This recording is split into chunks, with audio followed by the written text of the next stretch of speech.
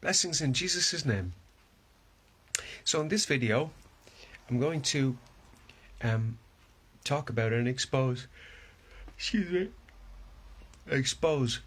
the worldviews presented to mankind as actual physical realities, how they are not physical realities, but are spiritual realities,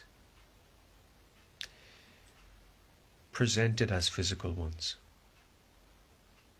Because what the devil and his demons do is they present their spiritual reality to the humans as a physical one, so that it's a more tactile and seemingly real idea to them by the time it's presented as the spiritual one it is.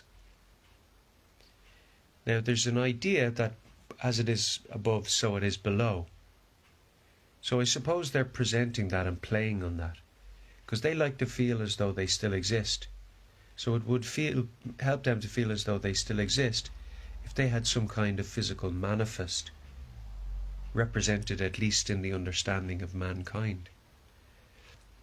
So again, the false worldviews, which means the false ideas surrounding the actual physical realm, are actual spiritual presentations, not physical ones.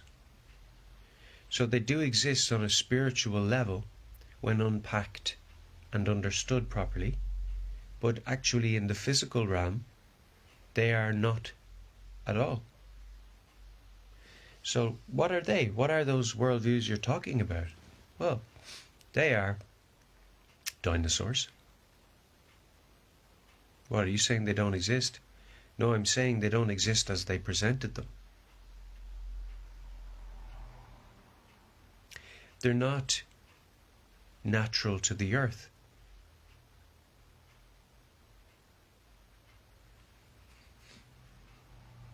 Well, now, are you saying that dinosaurs landed here from outer space? Yeah. Where did they get here? Not on a spaceship. Well, how did they get here? Angels of God had sex with human beings, and they produced them as their offspring. They were giants because of the angel sires, and the hybridization meant that they were giants. So they came out as 15-foot man-like creatures. So they were humanoid. They were even known as men. Jesus said there were giants in the world in those days, and after that as well. And after that as well.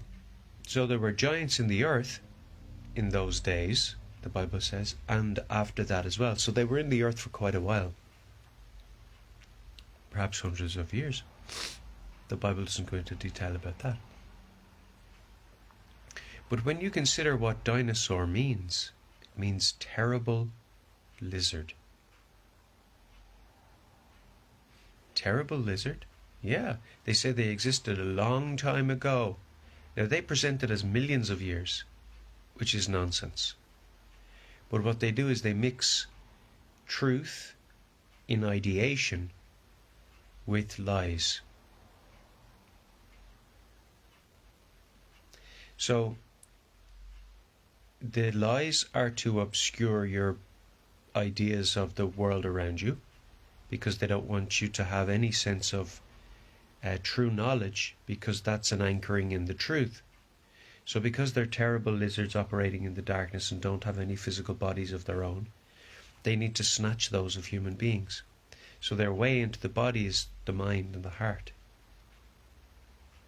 So they have to try and capture your imagination and your ideations, your concepts, and your focus to try to enter into you and win your heart and mind. Now, I detest them because they are absolutely monstrous. Just like a dinosaur has been presented as appearing monstrous with jagged teeth and wants to eat you. That's pretty much what a demon is. So, but what you've got to consider is that demons or ghosts had physical bodies at one time in the earth, and they went extinct. Dinosaurs went extinct. Okay, so how did they go extinct? A catastrophic event. What, like the flood of Noah in the Bible?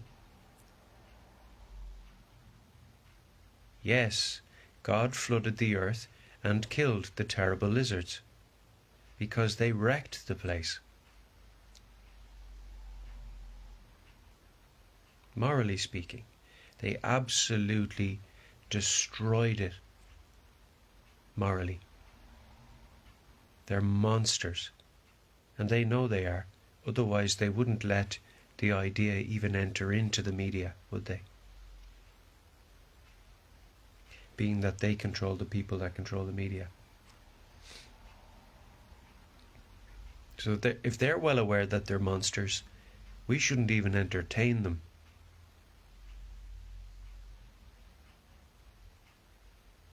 They're pigs. Terrible lizard only scratches the surface, but it gives us an idea. They're base in their urges, slave to their instinct, terrible in their conduct and in their thought processes, and ultimately were destroyed by God, by a cataclysmic event, which wasn't a meteor, it was the flood of Noah.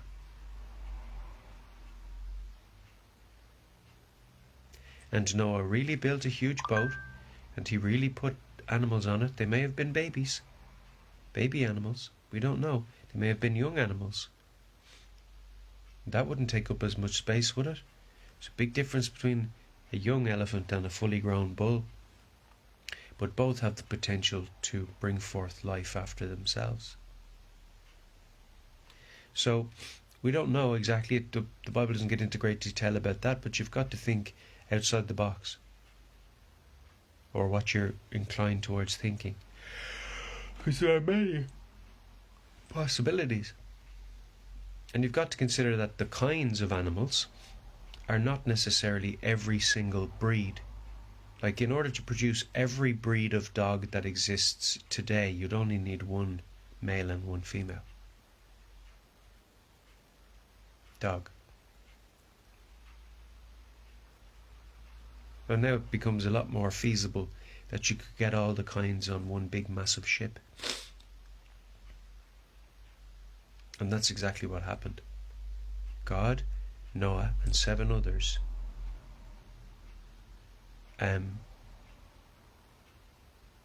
put this ship together and sealed it up, and it went into the Noah built the ship, 7 others went into the ship, God sealed it up, and it survived the cataclysmic event. And so the genetic material to repopulate the earth was on that capsule, that ship, that ark, to repopulate the earth after the flood waters went away. The terrible lizards, the dinosaurs, were destroyed by a cataclysmic event.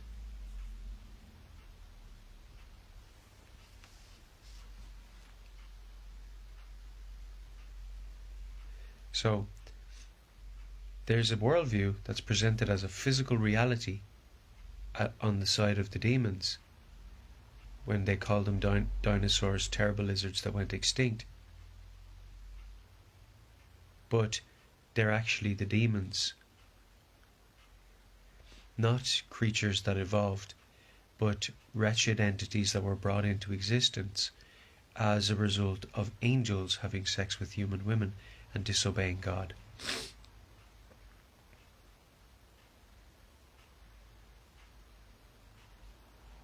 So they are terrible. They're horrible monsters. So they're trying to worsen human life because they feed off human suffering.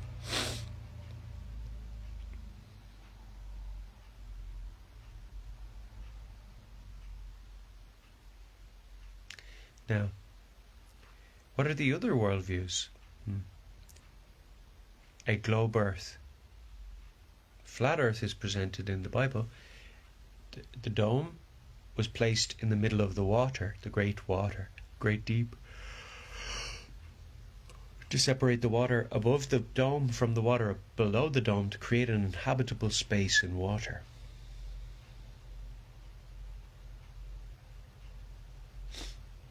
Known as the sky, or the heavens underneath the firmament. So, why present it as a globe?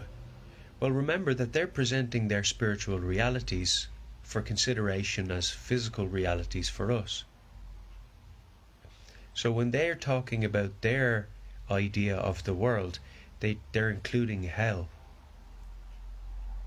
So if you include all of the space between here and the outer waters and hell, then you're talking about a north and south pole.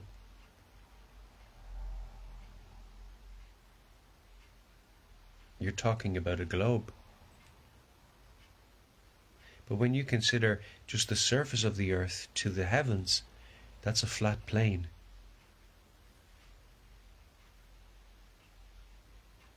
So globe earth isn't an actual reality. It's a spiritual reality for them when they consider above the earth and below it. You understand now? That would be spherical. But that's not how the earth is. It's more like a clock face. And the northernmost point that we call the North Pole is actually like the center of that circle. Like the axis or turning mechanism of the clock is in the center of it. So that's how it works. You see? But they don't want you to know that, because they don't want things like the way the earth is created, which clearly shows an intelligent designer behind its creation. They don't want that to be made obvious to you. So they're trying to conceal God, present themselves and their spiritual reality, whilst deceiving you as to the true physical reality you live in. Hence the globe earth.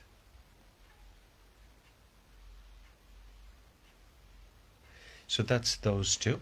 Then there's evolution, which is a false worldview, which is what?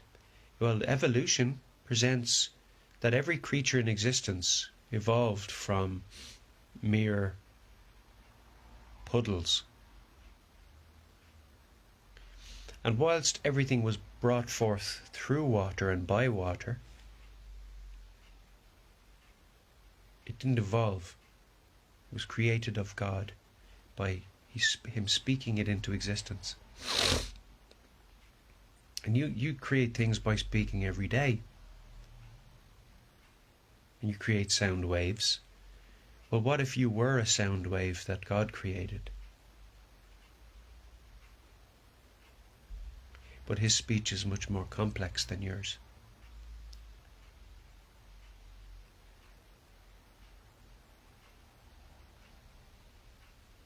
And it doesn't seem as impossible then, does it?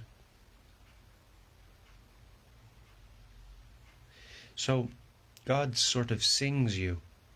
He sings the universe, because the universe is brought forth from sound through water. Water has waves.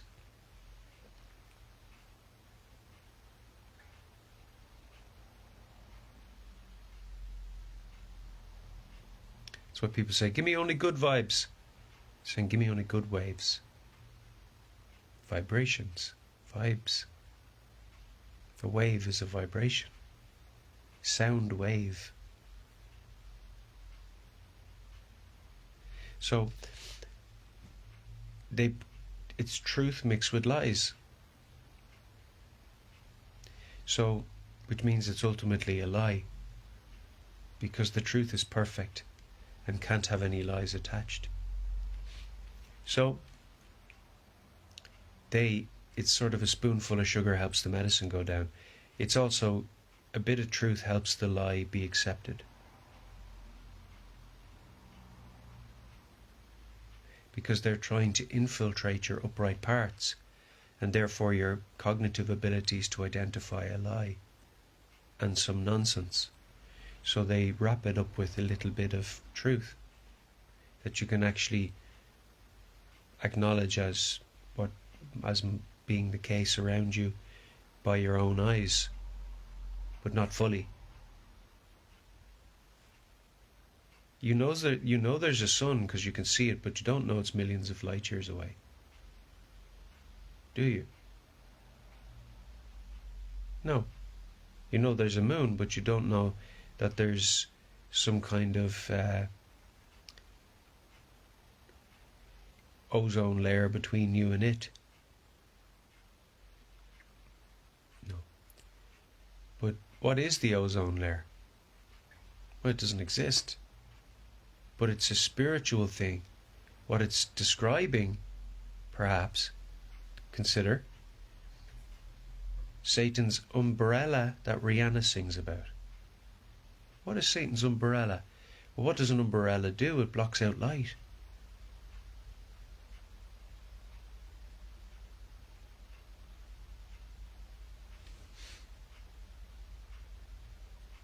If there's holes in your umbrella, light's coming in. What if your umbrella was your ozone layer? So they create these things for your contemplation and understanding conceptually, so that when they defeat your soul, you are prepared for it. But also, you see, everything they do is multifaceted, because the nature of doing is multifaceted.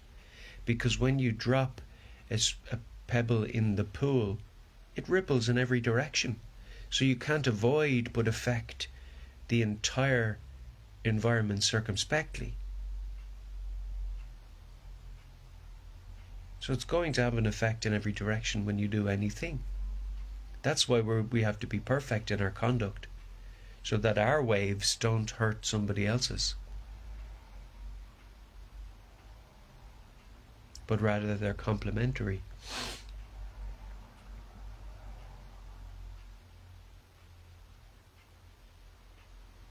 So you don't need to be like, stay out of my way. Because you're in the way of perpetual peace. Jesus said, I am the way, and the truth, and the life. So if you're in the way, and not in your own way, so you can't get past yourself, you can't progress. If you're in your own way, and not in Jesus' way, you can't proceed. Why can't I go forward? You're standing in your own way.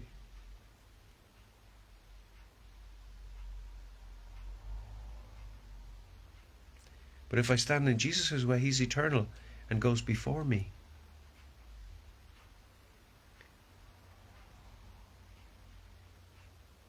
So, you can either be in the devil's slipstream and slip all the way down to Oz, or you can be in Jesus' way and walk in his way. You go before you, and he'll protect your hindquarters, your aft. He's your fore and your aft. So there you have three. There's a three. The ozone layer, which is part of the sort of globe earth theory. The Satan's umbrella that Rihanna sings about, that's the idea there. It's a spiritual complex filling the firmament. Hence it has to take on the form of a firmament or a dome, hence appearing as an umbrella. Because the dome limits its transportation, its movement. So it's not as though my umbrella, it's like, it's just the form that you're forced to take because you're stuck in here. I've chosen to create an umbrella for the purposes of... No, it's the devil's just stuck under the firmament. So he's trying to fill as much space as he can to block out the light. Spiritual wickedness in the heavenly places.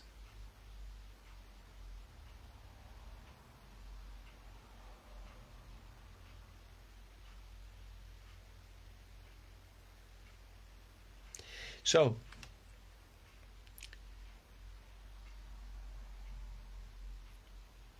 three ideas. Worldviews that are not true, we need to expose. And people say, why would anyone do that? I'm telling you. I'm telling you why they would do that. No, why? Sure, why? Doesn't make sense. People, NASA are lying to everybody about the... You said it.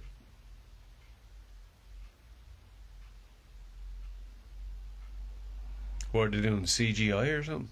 You said it.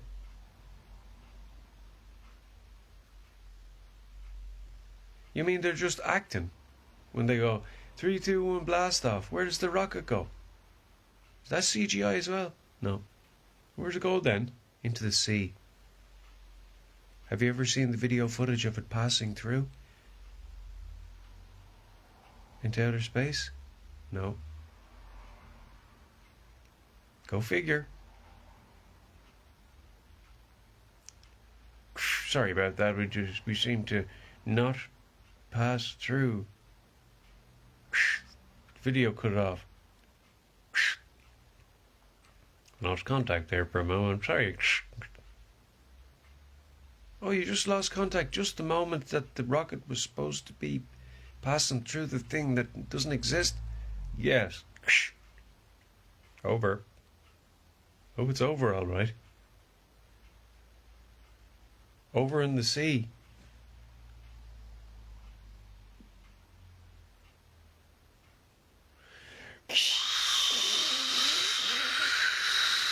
Splish.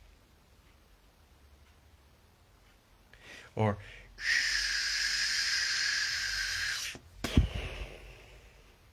it crashed into the firmament again. That was the back of the rocket cup falling off.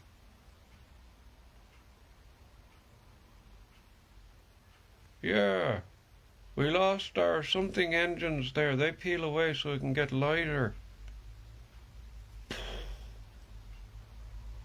That wasn't them crashing into the firmament. Well, shh.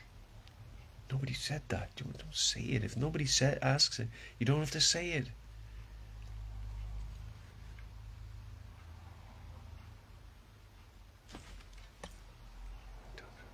Keep it shut. Yay! Rocket blast off! Yay! That was the engines. What was that big explosion, Mammy? That was the engines that aren't needed anymore. It's not needed anymore because it crashed into the ocean. It just blew up. That's why it's not needed anymore. It crashed into the firmament. I mean, that was the engines coming off. And nothing can get through the firmament, the dome that God placed.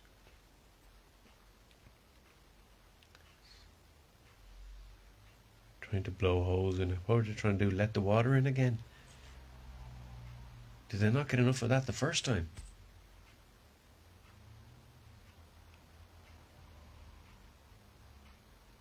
They're mad. So the point is, they've never traveled outer space, nor the moon, because the sun and the moon are inside the firmament, traveling around. They're not outside. Why? Because there's water out there.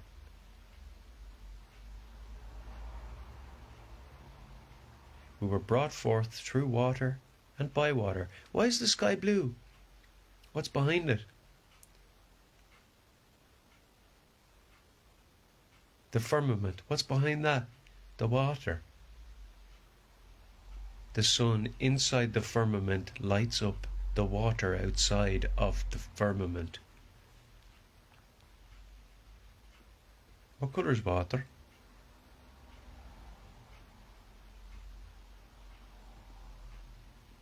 When it's lit up.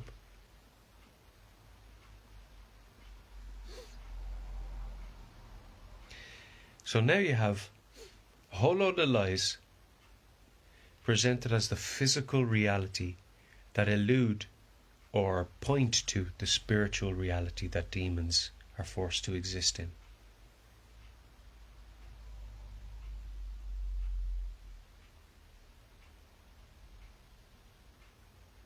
So because they have nothing to do with God, they can only access energy through humanity for the purposes of propagating their influence in the earth.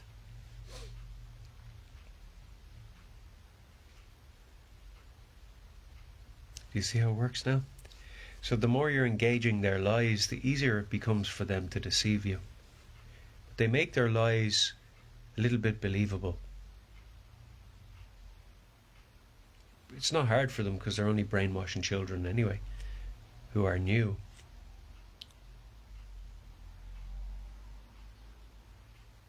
Paw Patrol travel to outer space. You know what I mean? Like, how difficult is that? Little babies watching the Paw Patrol. There's outer space. I want to be an astronaut when I grow up. Me too.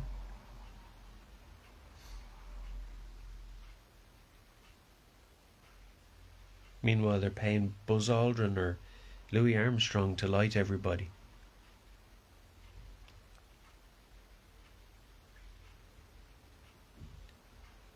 I think it's Neil Armstrong, by the way. So the point is this.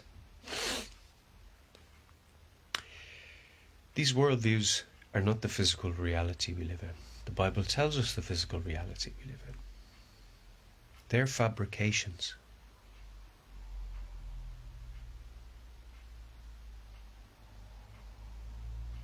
Because demons are trying to lead you to their spiritual reality, to focus on them, because they're selfish, vain lunatics who, when they had bodies, were eating human beings because they couldn't feed them quick enough.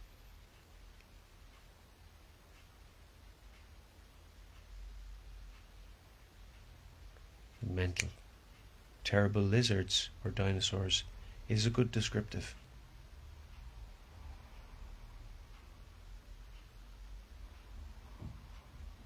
Reptilious in their submission to basal urges. Terrible in their conduct and plotting.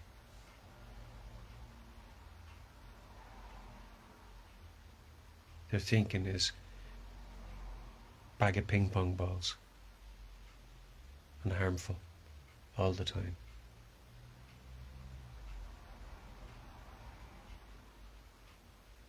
So that's what they are. So dinosaurs, demons, when they had physical bodies. Ghosts, the ghosts that go around the place trying to haunt everybody. That's them. No surprise, is it? Being that they're terrible. So that's what they are. The globe Earth, I've explained that. That's their idea of including what's under the firmament with what's under the earth. When you take the whole thing into account, it might actually be considered a globe, but it's not the way they present it. Not at all. It'd be like if you took the flat earth and wrapped it around this tennis ball. So here's the flat earth, you wrap it around the tennis ball. Now the outer edges of the circle have become the southernmost point when you bring them all together. So what is the outer edge of the plate has become the center of the underside of the globe that you've now presented it as. So the northern center of the plate becomes the northernmost point, and the outside of the rim of the plate becomes the southernmost point. And that's how they were able to do it. But then when you extend it back out, it's a flat circle. put it back over the sphere. It's their pretendy globe Earth. That's all they did. Then they lied that what is under the firmament here, the sun and the moon, is outside some kind of sheath in outer space, really, really far away. But we have simple evidence to disprove that.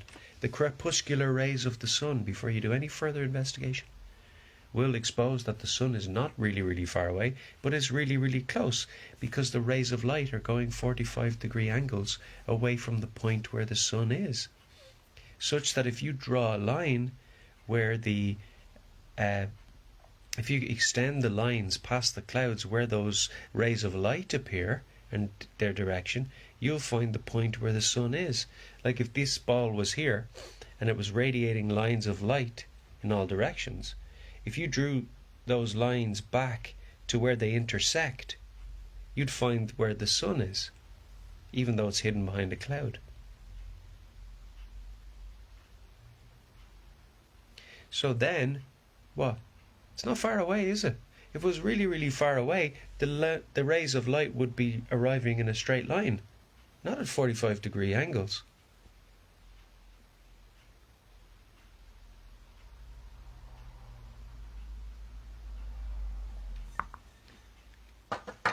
Would it? So you have actual visible evidence, measurable visible evidence that the sun is close. Relatively close. Crepuscular rays. What about day and night, winter and summer? That's easy. That's easily explained. Just for the person that might be saying now, well, do so then. I will.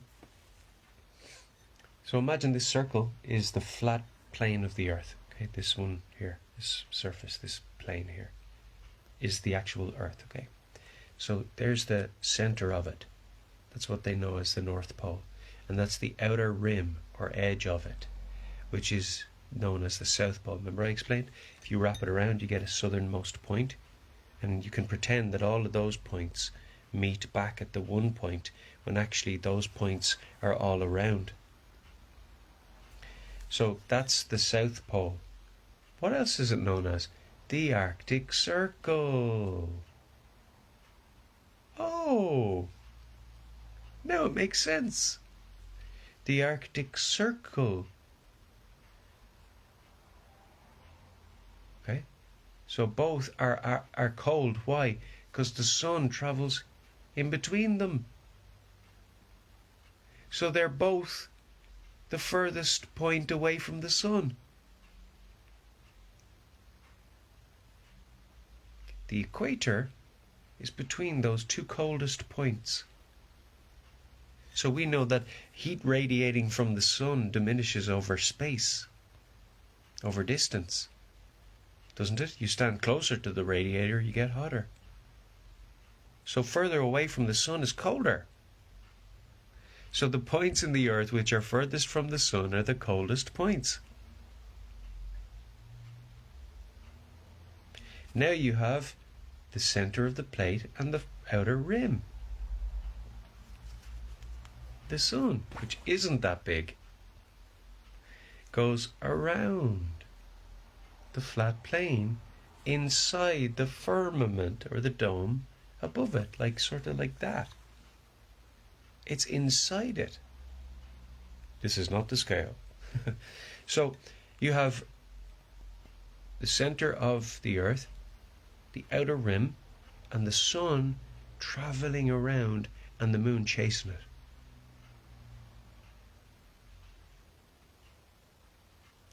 So you have day and night.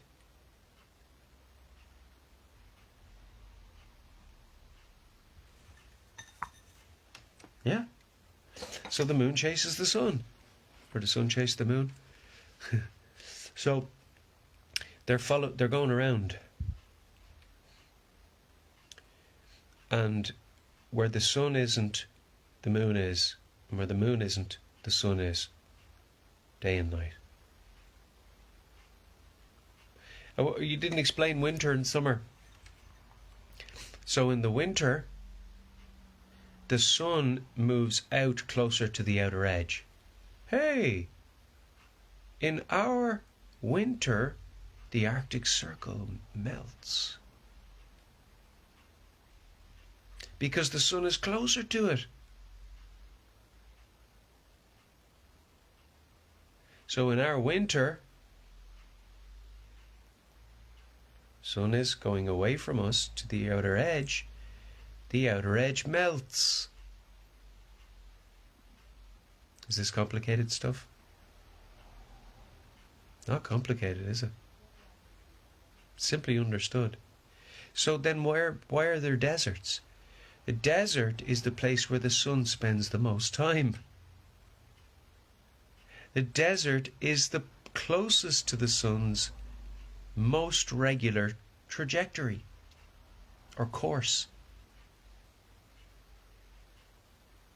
Yeah, well, the Glowbird says that as well. Yeah, it has to. What else is it going to say? That's the furthest, most belliest point of the globe is the equator line. They would have to say that.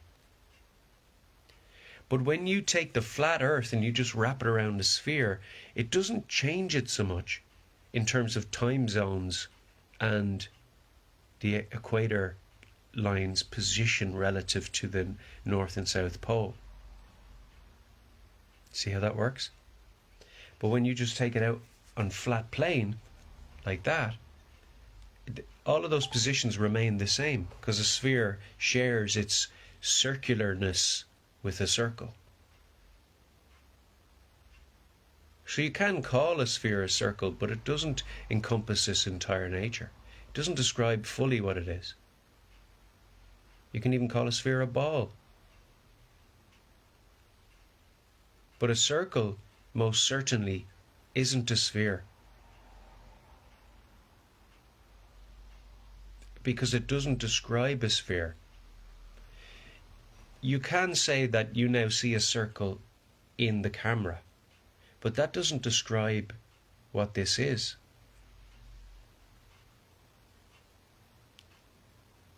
But when you call the Earth the face of the Earth, it does talk to us about a flat, sort of a flat, or a surface, surface.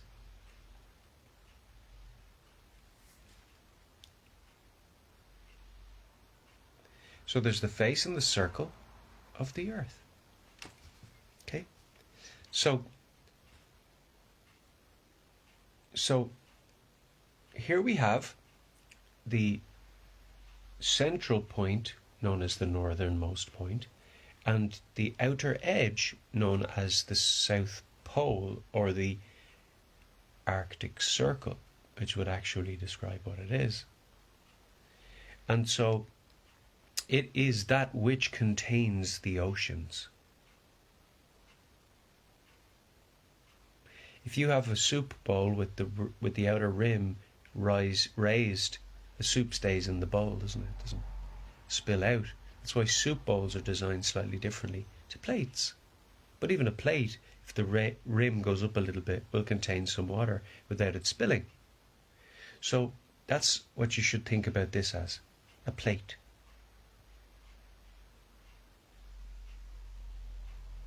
So it contains the oceans. You see? That's very simple. Almost too simple? Why? Do you favor complex solutions?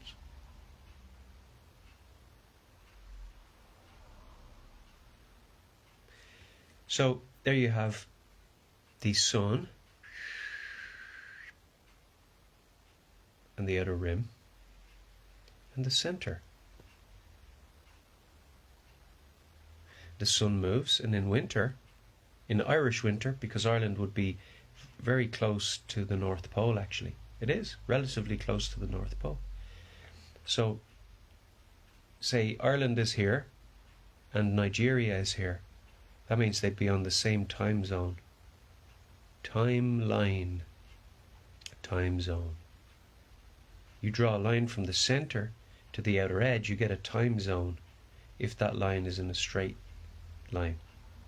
So all the way around, like the positions on a clock face, you get time zones. Hey, this is starting to make sense.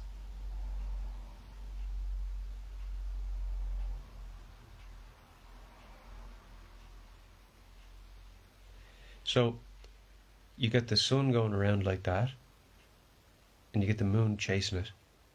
And the sun in the winter, in Irish winter, the sun has moved out a little bit and it's circling the earth on a little bit of a bigger circle, a wider circle, out to closer to the edge, which is why the ice out here would start to melt, isn't it? Doesn't melt completely, but it melts a bit. They talk about that. Polar bear is losing its natural habitat.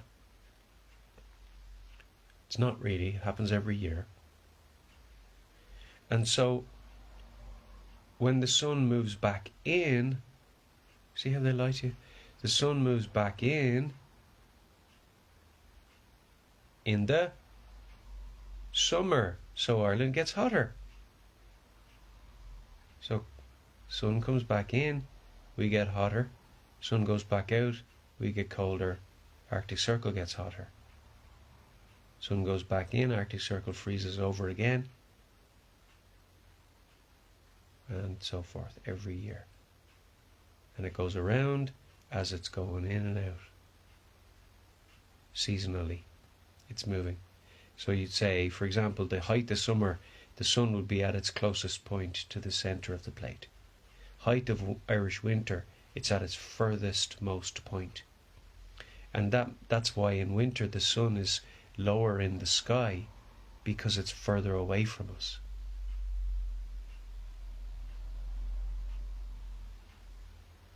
All these things explained that simply? Well, yes.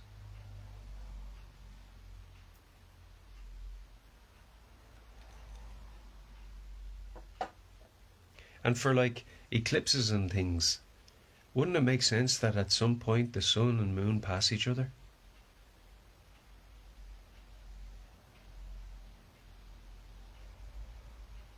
Being that they're moving at somewhat different rates of speed, they would eventually have to pass each other. But not very often.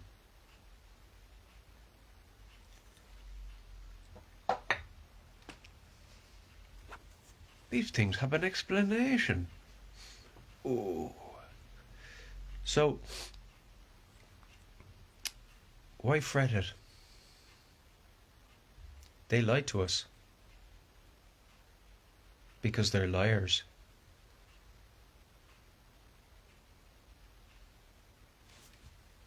That's why Jesus came to deliver us. And what he came to deliver us from. What about gravity? Gravity doesn't exist in the way that they say it exists. Remember, they always try to change something. Their deception is an alteration. Instead of saying up is down, because that wouldn't compute, they present ideas that allude to that. So, gravity, they say, gravity is the result of this ball spinning really, really fast that you don't fall off. And then that should be enough for you to stop listening. You see, with actually considering it possibly true. Because, can you imagine Granny on her walking stick trying to stand up as the earth is spinning 1,000 miles an hour?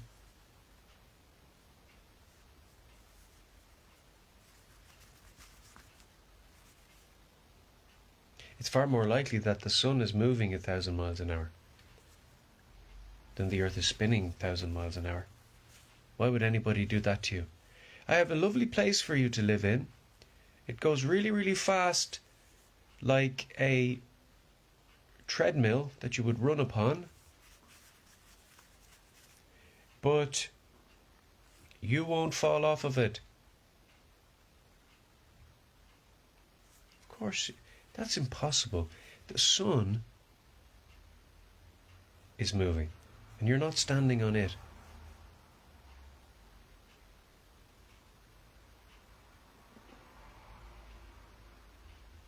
Does that make more sense? What do you think? So, where's gravity on a stationary Earth? Well, let's look at what gravity means. If you look at the etymology of the word, which simply means the origin of the word, where it first came from and its first meaning, it means weight. Your weight is keeping you down. Yeah, but what's it resisting? The surrounding air is not as dense as you, so you go down. So you've got three factors then. It's not just gravity, which isn't as they explain it. Because when's the last time you saw somebody strike a schlitter or a tennis ball and water that was on its surface remained on because it was spinning? No, it gets flung off. You hit the tennis ball, lads used to do for the laugh on a wet day, to see the water spatting off the ball, or how it would go off tangentially in all directions would look really cool, like a sort of fanning out of water. Almost like a peacock's feathers. It would just go, and you'd hit this, and the water that's contained in the little bit of material on top of the surface of the tennis ball would be released. So why wouldn't that work on the globe Earth? But instead, the reverse would happen. So the laws of physics that we know and can perceive don't stand true at larger scales. Where's that ever evidenced?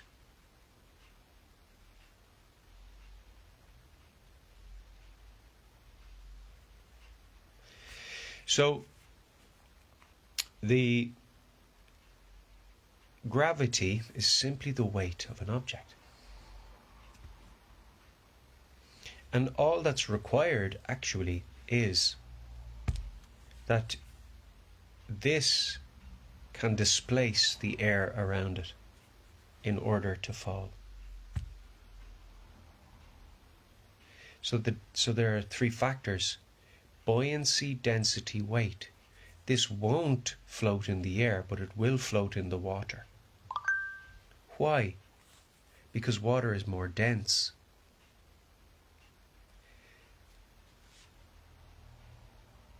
Isn't there a sea that exists that you can't sink in because of its salt content, making it more dense?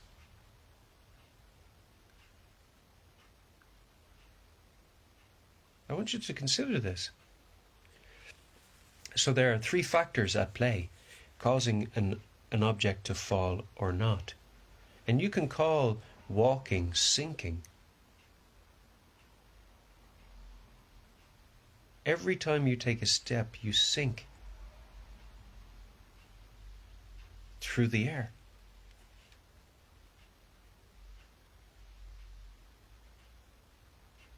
And when you lift your leg, you're resisting your own weight.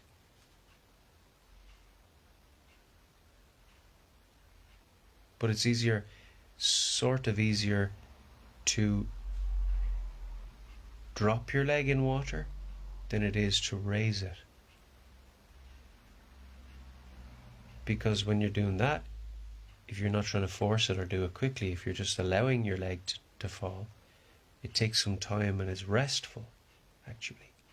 But if you're trying to lift your leg, it takes some effort, and more effort than not walking in water. Why? Because the water is more dense.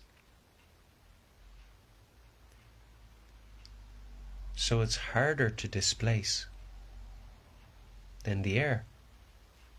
Like trying to push a bag of sand versus trying to push a bag of sawdust of the same size. What would be easier?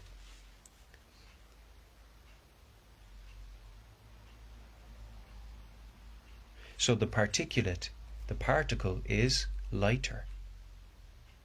There's not as much mass in it.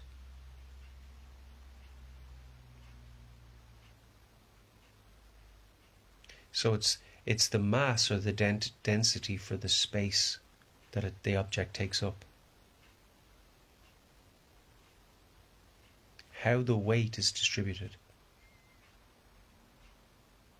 So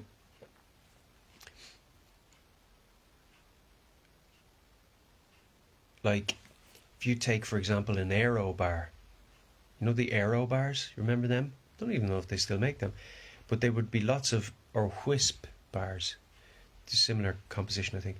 There are lots of air bubbles in the chocolate. So you're not eating as much chocolate than if you get a bar that doesn't have air bubbles with the same size.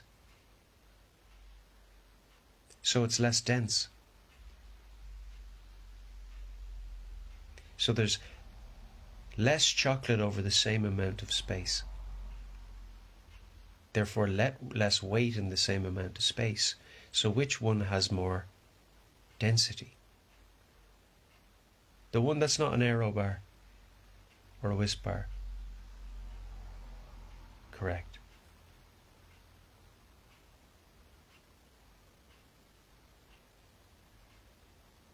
You see how that works?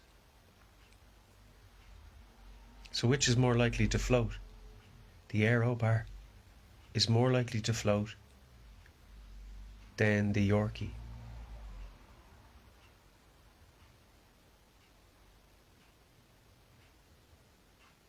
Why? Because there's air in the bar. Aero bar. Less mass over the same amount of space means less density.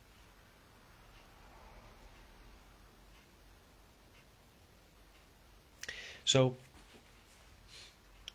there's quite a lot of air in a tennis ball. But there's also quite an amount of weight in a tennis ball. It's quite thick rubber, yay thick, all the way around. It's quite heavy.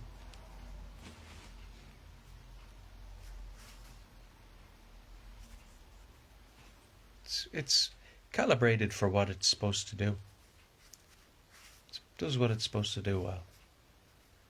Game of tennis. So that's a cheaper one, so not as well. But it basically does the same thing, doesn't it? Has a bit of bounce to it, not too heavy.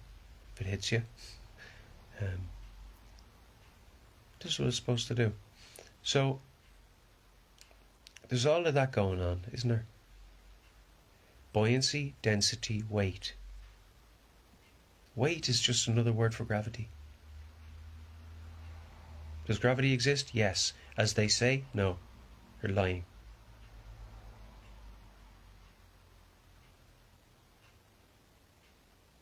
Water does not stay on a spinning ball. It has never been observed that water would be pulled towards the center of a spinning ball without some ridiculous technology doing so, like air sucking the water or something. Something would have to be done. There'd have to be some oppositional force, but it's not happening like that.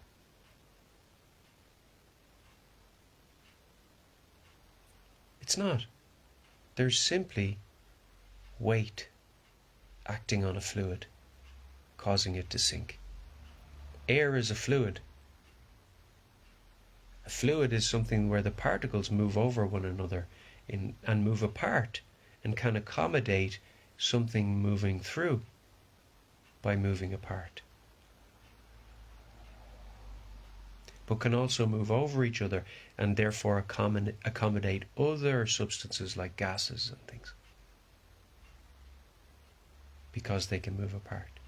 So now you have just two air particles, then you have a gas entering in between them, so you have like three particles, and then therefore there's a space created between those two particles, which is another wave, another particulate, another particle moving in and around and through, which behaves in a certain way. and the gas that will therefore distribute itself as it moves through the air or the fluid, or will be distributed, or both, sort of thing. So it will be distributed, and that's why gas tends to fill a room. Even if you only put a little bit in, it will continue to sort of fill the room. So that's just the nature of it. So both liquid and air are fluids. Both water and air are fluids. Check the science. So then the same principles would be acting on both bodies.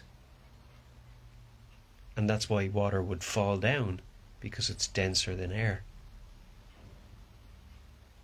That's why water always finds its level in an environment of air. Eventually it does that. So it goes, you put it into the container, it goes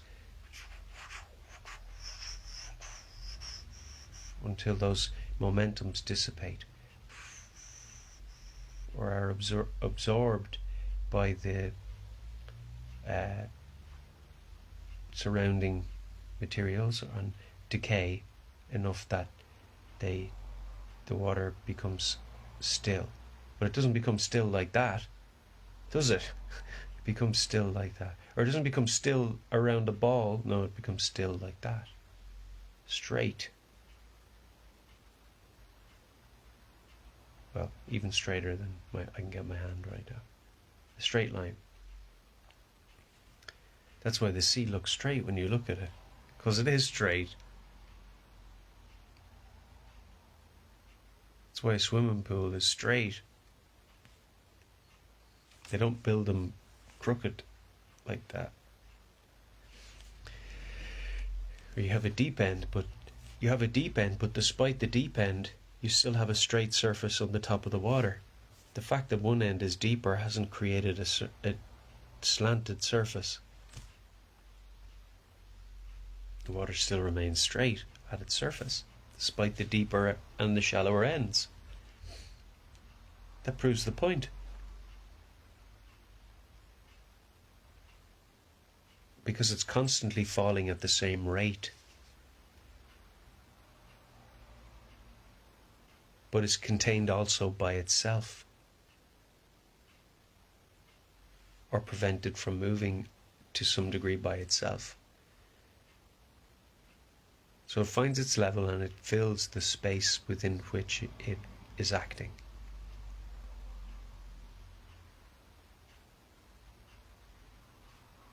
So, meaning that when I say contained by itself, I mean one particle of water can't pass through another particle of water. They go around each other and over each other. They don't go through each other. See what I mean by contained by itself? So, if the outer water is prevented from moving, the inner water can't proceed further. So the volume or the amount of water will still fill that space and will still find its level without mounting up. And so you don't get a hill of water, but you might get a hill of mud, because there are other materials involved there which are acting upon each other and layering up and building up, obviously.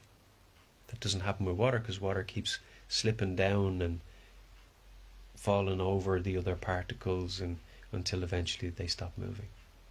So it's more like, in the child's leisureplex, where all the balls sort of are at a level. Even a child goes in, the balls move out of the way. Where's the child gone? And then the balls cover them over, and it looks as though nothing actually happened, because they sort of find a level again as well. Now, if you look closely, you might see an impression, but it's not entirely like water, but it's somewhat like it. And so you'll see that the particles are finding a level because they're falling down back into the space that was displaced.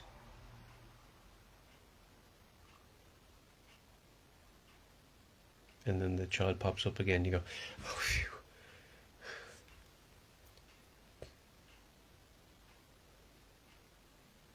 So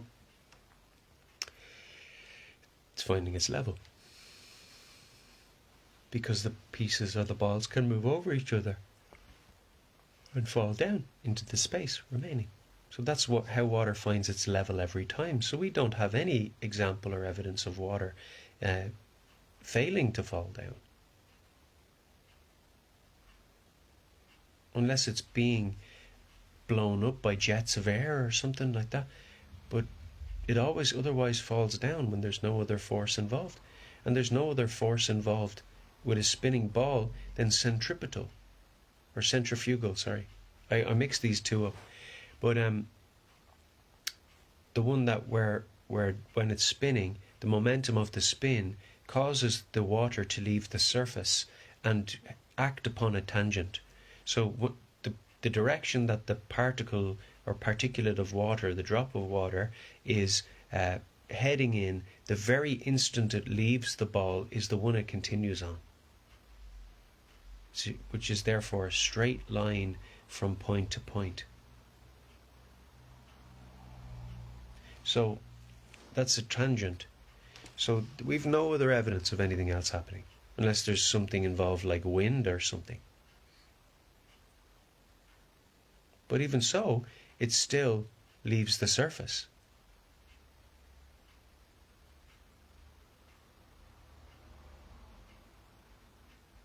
And then gets blown around. So we just don't have evidence to prove anything of what they're saying. So why believe things in the lack of evidence? It takes more belief to believe what they're saying. It takes more faith to believe what they're saying when you have evidence to the contrary. We don't have evidence to the contrary of God, but we have lots of evidence contrary to the evidence they claim is contrary to God.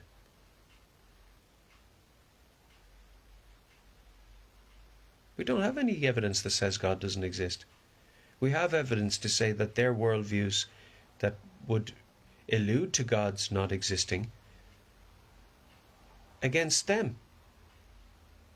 We have more evidence against the common worldviews opposed to Christianity than we do against God, because that number is 0, the evidence we have against God.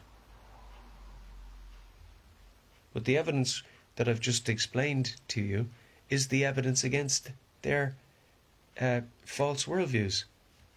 And the evidence that's against their false worldviews is clear, and it's provable to all, because we see it every day.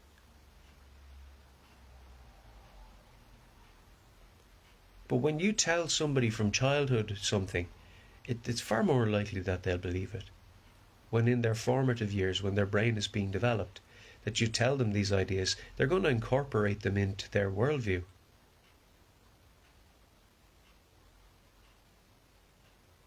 But when you grow older and you test the science and you test the theory, you realize it's a blatant lie. It doesn't exist. It's not like that. And when God shows you, and when you read His Word, it becomes very obvious that they've been lying to you all the way along. They've been lying to you, trying to make a mug out of you. So it makes sense that when I come and tell you the opposite, you're going to resist that because it's embedded and ingrained in you.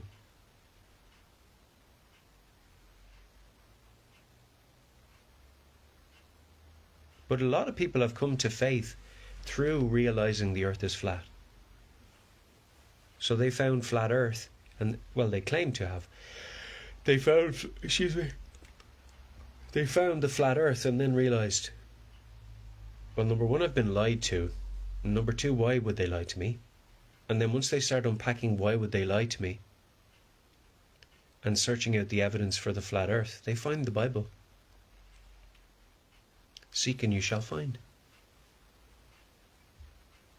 Because the Bible has hundreds of verses that are against a flat earth, against a globe earth and for a flat earth. Loads, hundreds of verses that tell us the earth is flat.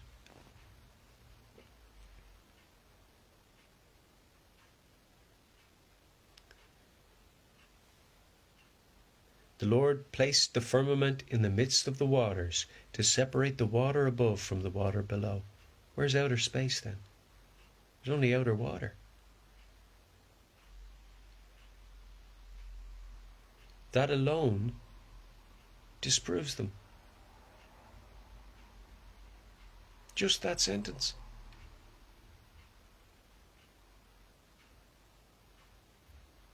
We don't even have to go into all the other hundreds of sentences.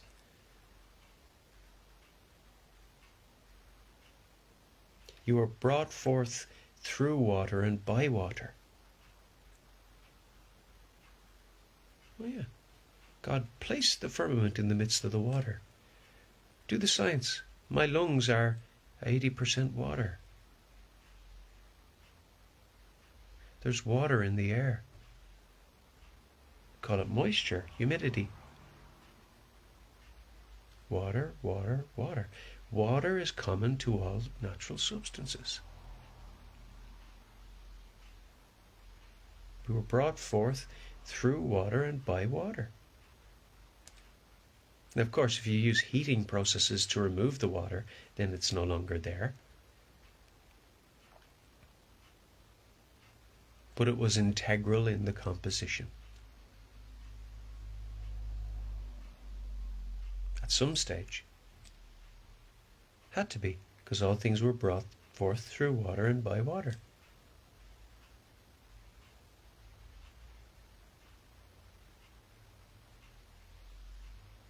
Water is involved in the feeding of the ecosystem. Water is involved in air. You have to hydrate to live, like you have to breathe air to live. You can go without water for a day, but you can't go without air for a day. That's the breath of life. You can go without food for a week, but you can't go without air for a week. You can go without food for 6 weeks, but you can't go without water for 6 weeks. I wouldn't advise going without water for long at all.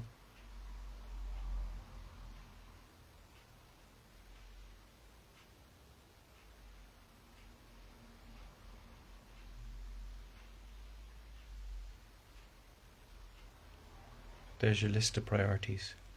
Get good air, good water. If your air isn't great, you're not going to be thriving.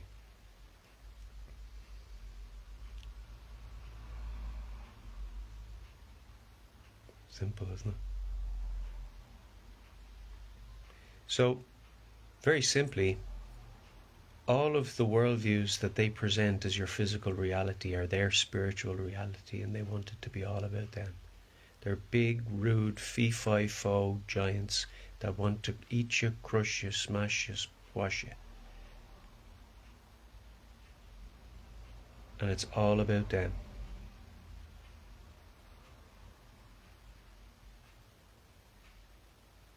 In their own view. And so they know by conquering you, or to conquer you rather, they have to make you behave like them.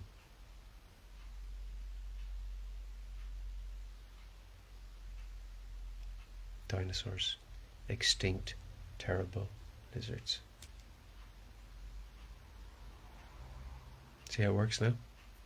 Blessings in Jesus' name, for he hath prevailed, and the mighty Lion of the tribe of Judah is on his throne in the heavens, and he's coming back. Amen. Blessings.